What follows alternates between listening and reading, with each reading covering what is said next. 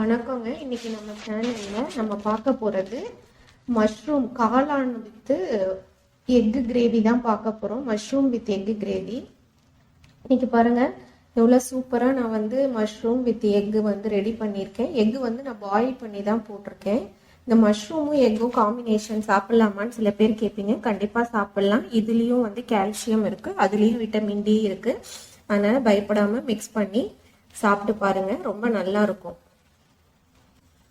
பாருங்க, கிரேவி செய்யறதுக்காக நான் சட்டியில நல்லெண்ணெய் ஊத்திருக்கேன். நல்லெண்ணெய் ஊத்திட்டு கடுகு, அதுக்கு தேவையான பிரிஞ்சி லீவ்ஸ், கல்பாசி, அந்த லவங்கம், பட்டை இதெல்லாம் ஆட் பண்ணியிருக்கேன். ஆட் பண்ணிட்டு கொஞ்சம் சோம்பு ஆட் பண்ணிக்கிறேன். இதெல்லாம் மசாலாவுடைய டேஸ்ட் கொடுக்கறதுக்காக. அதுக்கப்புறம் பூண்டு நல்லா கீரி போட்டு கட் பண்ணி போட்டு ஆட் பண்ணிக்கிறேன். பச்சை மிளகாய் ஆட் பண்ணிக்கிறேன். உங்களுக்கு இஞ்சி வேணும்னா நீங்க தட்டி போட்டு, இல்லை இஞ்சி பூண்டு பேஸ்டா கூட போட்டுக்கலாம். நான் இன்னைக்கு ஆட் பண்ணலை, நீங்க வேணும்னா ஆட் பண்ணிக்கோங்க. அது நல்லா இந்த மசாலா வதங்கின பிறகு வெங்காயத்தை வதக்கிட்டு 2-3 தக்காளி கட் பண்ணியிருக்கேன், அதையும் ஆட் பண்ணி நல்லா வதக்கிக்கோங்க. அதுக்கு தேவையான அளவுக்கு உப்பு ஆட் பண்ணிக்கோங்க. இந்த தக்காளியை நீங்க இது பண்ணியும் போடலாம், டொமேட்டோ பியூரின்னு சொல்லுவோம் இல்லையா, அந்த மாதிரியும் நீங்க போடலாம். இப்போ எனக்கு டைம் இல்லாதனால நான் அப்படியே சின்ன பீஸா கட் பண்ணி போட்டிருக்கேன். இப்ப நல்லா வதங்கி வந்துருச்சு பாருங்க அந்த தக்காளி. இதுல நம்ம மிளகாத்தூள், தனியாத்தூள் எல்லாம் ஆட் பண்ணிக்கலாம், மஞ்சத்தூள் எல்லாம். நல்லா பேஸ்ட் அளவுக்கு மசிஞ்சு வர அளவுக்கு ஆட் பண்ணிட்டு இப்ப நான் இதுல மஷ்ரூம் ஆட் பண்ணிக்க போறேன். நான் 1 பாக்கெட் மஷ்ரூம் யூஸ் பண்ணியிருக்கேன். நீங்க வேணும்னா 2 பாக்கெட், உங்க கன்சிஸ்டன்சி எவ்வளவு தேவையோ உங்க தேவைக்கு தகுந்த மாதிரி யூஸ் பண்ணிக்கோங்க. நான் இன்னைக்கு 1 பாக்கெட் தான் யூஸ் பண்ணியிருக்கேன்.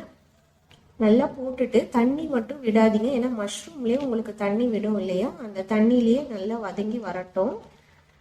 இந்த கிரேவிக்கு தேவையான அளவுக்கு நம்ம மிளகாத்தூள், தனியாத்தூள் இதெல்லாம் ஆட் பண்ணிக்கலாம். நம்ம பச்சை மிளகாய் மசாலா ஆட் பண்ணனால 1 டீஸ்பூன் மட்டும் நான் மிளகாத்தூள் ஆட் பண்ணிக்கிறேன். பிளஸ் ஒரு 3 டீஸ்பூன் அளவுக்கு நான் தனியாத்தூள் ஆட் பண்றேன். நான் சின்ன ஸ்பூனால 3 டீஸ்பூன் யூஸ் பண்ணியிருக்கேன். உங்களுக்கு எவ்வளவு தேவையோ அதுக்கு தகுந்த மாதிரி யூஸ் பண்ணிட்டு நல்லா இந்த எண்ணெய் பிரிஞ்சு வர அளவுக்கு வதக்கி விடுங்க. இங்க பாருங்க நல்லா வதங்கி வந்துருச்சு.